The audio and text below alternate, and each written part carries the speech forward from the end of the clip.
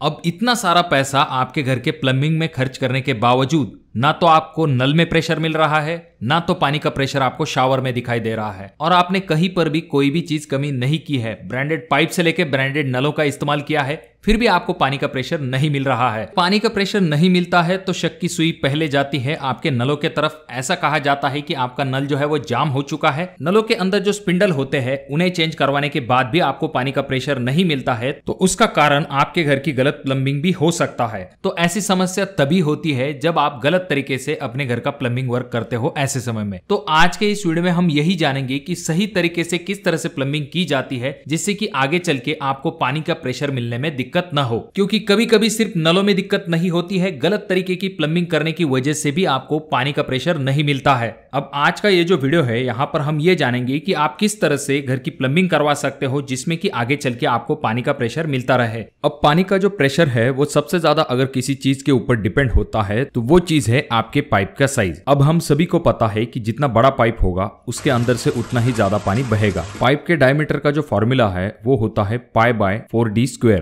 इस हिसाब से अगर आप आधे इंच की पाइपलाइन डालते हो तो उसमें से 1 लीटर पानी डिस्चार्ज होगा। वहीं पर जब आप पाइप का डायमीटर डबल कर देते हो यानी कि 1 इंच का पाइप डालते हो तो उसके बाद पाइप का डिस्चार्ज कितना होगा? 2 गुना? नहीं। जब हम पाइप का साइज डबल कर देते हैं यानी कि 1 इंच कर देते हैं तो उसके अंदर से पानी का बहाव 4 लीटर तक होता है। यानी कि जब पाइपलाइन का साइज डबल हो जाता है तो 4 गुना तक पानी का बहाव जो है वो बढ़ जाता है। इसीलिए पाइप का साइज इतना इंपॉर्टेंट हो जाता है। अब इस चीज का ध्यान रखते हुए टंकी से हम जो मेन पाइपलाइन कनेक्ट करते हैं आउटलेट के लिए उसका साइज आपको कम से कम 1.5 से लेके 2 इंच तक रखना चाहिए। अगर आप मेन पाइप का साइज कम रख देते हो और उसमें से ज्यादा कनेक्शन कनेक्ट कर लेते हो तो ऐसे समय में आपको बहुत ही कम डिस्चार्ज मिलता है। इसीलिए आपको मेन आउटलेट का जो साइज है वो बड़ा रखना चाहिए जिससे कि आगे चल के जब आप बाकी कनेक्शन कनेक्ट करते हो तब भी आपको पानी का प्रेशर अच्छे से मिल पाएगा। अब अगला जो पॉइंट है वो आपके पानी के प्रेशर के लिए काफी ज्यादा इंपॉर्टेंट है, पर ये इतना सिंपल होने के कारण लोग अक्सर ही इसे नजरअंदाज कर देते हैं जिस वजह से आगे चल के उन्हें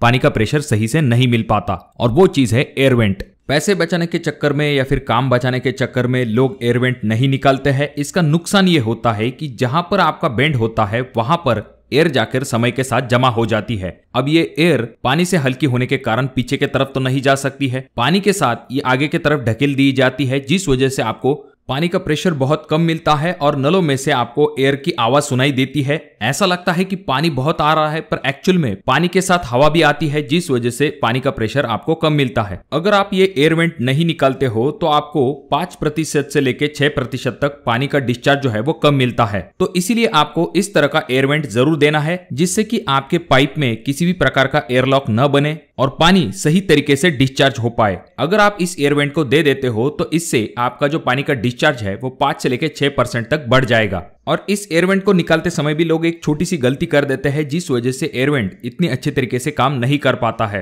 कुछ लोग गलती ये करते हैं कि सिर्फ थोड़े से डिस्टेंस के ऊपर इस एयर वेंट को निकाल देते हैं जिस वजह से एयर वेंट प्रॉपर तरीके से पूरी क्षमता के साथ काम नहीं कर पाता है। इसके लिए आपको क्या करना चाहिए, जहां पर आपका मेन पाइप नीचे के तरफ टर्न होता है जैसा कि आप अगले वीडियो में देख सकते हो, तो यहां पर आपको हमेशा एयर वेंट को देना चाहिए क्योंकि जहां से ये लाइन नीचे के तरफ टर्न होती है वहां पर एयर पॉकेट जाकर जमा हो जाते हैं जिस वजह से पानी का जो क्रॉस सेक्शनल एरिया है वो कम हो जाता है। परिणाम स्वरूप आपको जो डिस्चार्ज है वो भी कम मिलता है। तो अगर आप यहाँ पर टी डाल के एयर वेंट निकाल देते हो तो एयर जो है वो ऊपर के तरफ निकल जाएगा और पानी का डिस्चार्ज जो है वो सही तरीके से हो पाएगा। अब जैसे हमने पहले पॉइंट में देखा कि जो मेन आउटलेट है उस पाइप का साइज आपको बड़ा रखना चाहिए, पर आगे चलकर आपकी जो पाइपलाइन है वो रिड्यूस हो जाती है क्योंकि अगर हम बड़ी बिल्डिंग में एक समान पाइपलाइन का साइज रखते हैं तो सबसे नीचे का जो फ्लोर होगा वहां पर पानी का ज्यादा प्रेशर बन जाएगा और ऊपरी जो मंजिल है वहां पर पानी का प्रेशर उतना नहीं बन पाएगा। तो इसी वजह से हम खास करके रिड्यूसर लाइन का इस्तेमाल करते हैं और जो आमतौर पर घर बनाए जाते हैं वहां पर भी हम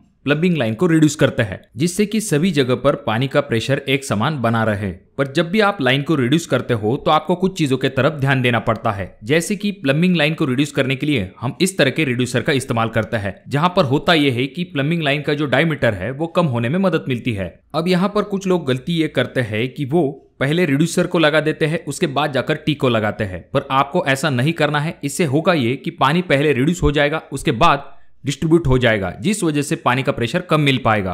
अगर आप पहले टी लगा लेते हो तो वहां पर पानी का प्रेशर बिल्कुल भी कम नहीं होगा और आगे चल के जो रिड्यूसर है उसकी वजह से यूनिफॉर्म फ्लो जो है वो आपको मिल पाएगा। और आपको इस चीज के तरफ भी ध्यान देना है कि जब आप अपने घर की प्लम्बिंग करने वाले हो तो खास करके आपको यह ध्यान में रखना है कि सिंपल प्लम्बिंग लाइन आपको रखनी है। ज्यादा कॉम्प्लिकेटेड और घुमावदार अगर आप प्लम्बिंग लाइन करते हो तो वहां पर उतना ही ज्यादा एल्बो का इस्तेमाल बढ़ जाएगा, पाइप का इस्तेमाल बढ़ जाएगा, जिस वजह से आपको पानी का प्रेशर तो कम मिलेगा, साथ में इसकी वजह से आपका खर्च भी बढ़ जाएगा। तो इसीलिए सिंपल लेआउट रखिए। चाहे तो आप दीवार के ऊपर मार्किंग करके चेक कर सकते हो कि किस तरह से आप अपनी प्लम्बिंग लाइन को करने वाले हो। प्लम्बिंग लाइन फिटिंग करते समय वहां पर फ्रिक्शन लॉस होता है और उसके पीछे और एक बड़ा कारण आ जाता है जो कि है एल्बो का ज्यादा इस्तेमाल। अगर आप एल्बो का ज्यादा इस्तेमाल करते हो तो इसकी वजह से ज्यादा फ्रिक्शन लॉस होता है, जिससे कि आपको डिस्चार्ज कम मिल पाता है। इसके बजाय आप क्या कर सकते हो, 45 डिग्री के जो बेंड आते हैं उनका इस्तेमाल आप कर सकते हो। इसका फायदा यह होगा कि वाटर फ्रिक्शन कम होगा, जिस वजह से आपको ज्यादा डिस्चार्ज भी मिल पाएगा। जब खास करके 90 डिग्री के एल्बो का इस्तेमाल किया जाता है तो वहां पर ज्यादा डिस्चार्ज लॉस होता है। एग्जाम्पल के लिए 90 डिग्री एल्बो की वजह से 3.5 लीटर वाटर लॉस पर मिनट होता है। वहीं पर जब आप 45 डिग्री का बेंड इस्तेमाल करते हो तो वहां पर सिर्फ 1.5 लीटर वाटर लॉस पर मिनट होता है। इसीलिए जितना पॉसिबल हो सकता है 45 डिग्री बेंड का इस्तेमाल कीजिए, जिससे कि आपको ज्यादा से ज्यादा डिस्चार्ज मिल सके। और कुछ जगह पर लोग ये गलती करते हैं कि जो छोटी लाइंस होती है वहां पर एक ही प्लम्बिंग लाइन के ऊपर ज्यादा कनेक्शन कर देते हैं। इस वजह से नुकसान ये होता है कि जब आप एक नल शुरू करते हो तो अगले नल में आपको प्रेशर नहीं मिलता है। तो इसके लिए आप पाइप का साइज बढ़ा सकते हो, या फिर उस नल के लिए अलग कनेक्शन दे सकते हो, या फिर आप जो है लूपिंग जैसे ऑप्शन की तरफ भी जा सकते हो। अब अगला पॉइंट जो कि आपको ध्यान में रखना है कि जब भी आप टंकी के लिए आउटलेट का होल मारने वाले हो तो उसे आपको बॉटम से थोड़ा ऊंचाई पे रखना चाहिए, क्योंकि जब भी हम पानी के टंकी को भरते हैं तो पानी के साथ मिट्टी के छोटे छोटे कण जो है वो आपके टंकी के अंदर आ जाते हैं, जो कि आगे चल के आपके टंकी के बॉटम में सेटल हो जाते हैं। अगर होल बहुत ही नीचे के तरफ है तो पानी के साथ वो कण जो है या फिर जो इम्प्यूरिटीज है वो आपके पाइप के अंदर चली जाएंगी, जिस वजह से आगे चल के आपका जो नल है वो जाम हो सकता है। इसीलिए बॉटम से जब आप आउटलेट थोड़ी सी ऊंचाई पे रखते हो तो इसका फायदा ये होता है कि थोड़ा बहुत पानी जो है वो टंकी के अंदर छूट जाता है, जिस वजह से वो जो मिट्टी के छोटे छोटे कण है वो आपके पाइप के अंदर नहीं आएंगे। जब आप टंकी साफ कर लोगे तो आप उस चीज को क्लियर कर लेते हो, जिससे कि आगे चल के आपके जो नल है वो जाम नहीं होंगे। और घर के लिए जब भी आप प्लम्बिंग लाइन करने वाले हो तो आपको खास करके यूपीवीसी और सीपीवीसी पाइप का इस्तेमाल करना है। जो जीआई टाइप के पाइप होते हैं उनका आजकल इस्तेमाल नहीं किया जाता। ये जो जीआई पाइप होते हैं आगे चल के इनमें करोजन की समस्या दिखाई देती है और ये पाइप आगे चल के जाम हो जाते हैं, जिस वजह से आपको आगे चल के पानी का प्रेशर नहीं मिल पाता। वहीं दूसरी तरफ जो सीपीवीसी और यूपीवीसी पाइप है ये प्लास्टिक से बने हुए होने के कारण इनके अंदर आपको जंग की कोई भी दिक्कत दिखाई नहीं देती। अगर ये सभी चीजें करने के बावजूद आपको पानी का प्रेशर कम मिल रहा है, ऐसे समय में आप जो है आपके नलों के आगे जो जाली लगी हुई होती है उसे निकाल के एक बार क्लीन करके देख सकते हो। अगर उसमें कचरा जाकर जमा हो जाता है, ऐसे समय में आपको पानी का प्रेशर कम मिलता है। जैसा कि आप अगले वीडियो में देख सकते हो, यहाँ पर कचरा जब साफ किया जाता है उसके बाद पानी का प्रेशर जो है वो ऑटोमेटिकली बढ़ जाता है।